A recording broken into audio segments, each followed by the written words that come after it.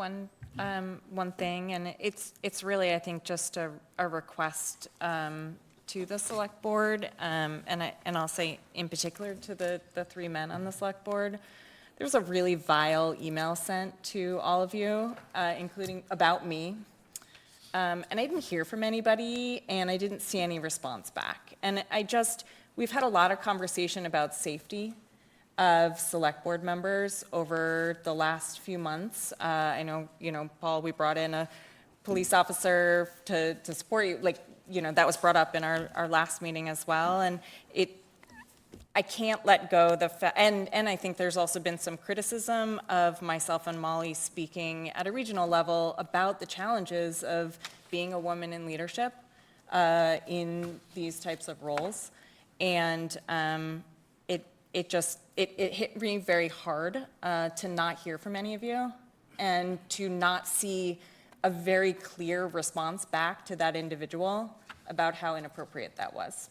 So I would just ask that in the future, you consider, we may not agree politically, but we're all colleagues and we're members of this board, and I think that would have been appropriate for a pretty strong rebuke.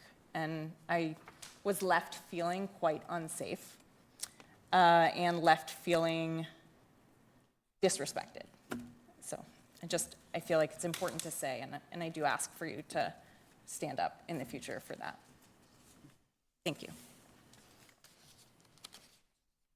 Anyone else? Any other business?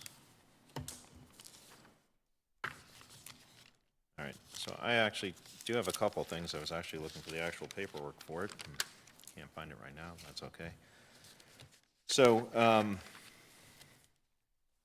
somewhat in relation to, let me touch on that. So,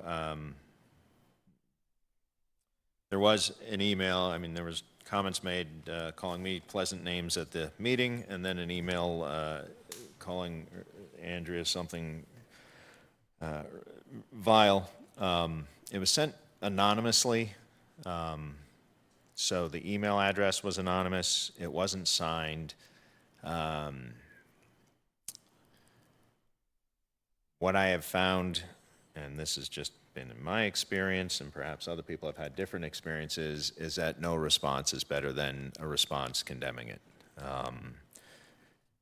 The response condemning it just brings on more, is what I've noticed and been dealt or have dealt with in the past. So that's the reason that I did not bother responding to it.